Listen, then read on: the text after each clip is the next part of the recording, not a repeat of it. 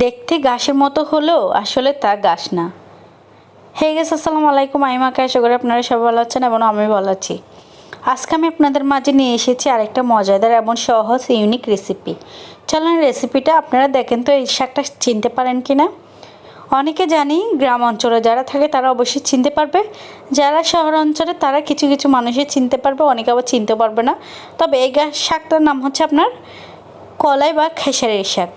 আমরা শাকটাকে খেসারি শাক, কলাই শাকই বলি, তবে এই শাকটার আরেকটা নাম হচ্ছে আপনার খেসারি শাক।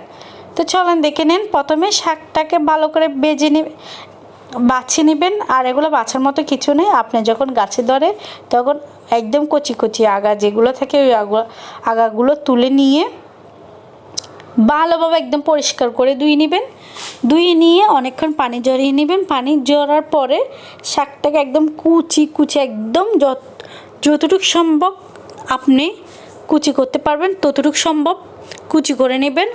কুচি কুচি করে নেওয়ার পরে আর শাকটা কিন্তু ধোয়া যাবে না, তাই জন্য আগে ভালো করে ধুয়ে নেবেন। এবার আমি একটা হাঁড়িতে তেল গরম করে নিচ্ছি। শাক রান্না করার কিন্তু একদম সবচেয়ে ইজি, এর মধ্যে কোনো রকমের মশলাপাতি কিছু ইউজ করতে হয় না। প্রথমে তেল গরম করে এর মধ্যে দিয়ে দিলাম আমি রসুন কুচি একটু বেশি করে দিবেন এবং রসুনগুলোকে একটু ভাজা ভাজা করে নিচ্ছি। যখন ব্রাউন কালার চলে আসবে এ পর্যায়ে এসে আমি একটা শুকনো মরিচ দিয়ে দিচ্ছি। আপনারা চাইলে জালটা যদি খেতে পারেন তবে আরেকটু বাড়িয়ে দিতে পারেন।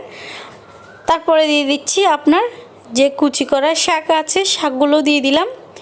দেওয়ার পরে এর মধ্যে এখন আমি দিয়ে দিব পেঁয়াজ কুচি। পেঁয়াজটা কিন্তু আমি আগে ভেজে নিতে পারতাম, তবে না, আমি এই শাকের সাথে দেওয়ার কারণ হচ্ছে আপনার যখন দাঁতের তলে পড়বে তখন অনেক মজা লাগবে।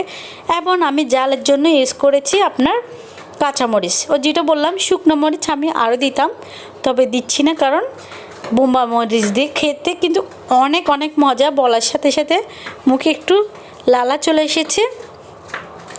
আপনারা যদি একবার খেয়ে দেখেন, যারা খেয়েছেন তারা তো অবশ্যই জানেন শাকটা কিন্তু টেস্ট অনেক মজা। আরেকটা কথা আপনাদেরকে, যেটা আমি সব শাক রান্না করার সময় বলি, শাক রান্না করার সময় কখনোই শাকটাকে গুড়বেন না, ঢাকনা দিবেন না। যতক্ষণ পর্যন্ত সিদ্ধ না হয় ততক্ষণ ঢাকনা ছাড়া রান্না করতে হবে। যদি আপনি শাকটাকে ঢাকনা দিয়ে রান্না করেন তাহলে শাকের কালার কিন্তু আর সবুজ থাকবে না, কালারটা একটু ডিপ হয়ে যাবে, কালার চেঞ্জ হয়ে যাবে।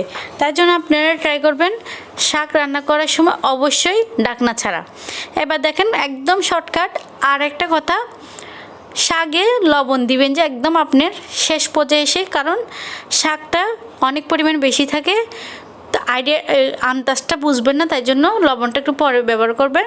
তো আজকের ভিডিওটা আপনাদের থেকে কীরকম লেগেছে, কে কোথা থেকে দেখেছেন, যদি ভালো লেগে থাকে তাহলে লাইক, কমেন্ট, সাবস্ক্রাইব করে দেবেন এবং ফেসবুক পেজ থেকে হলে ফলো করে দেবেন। আল্লাহ হাফেজ।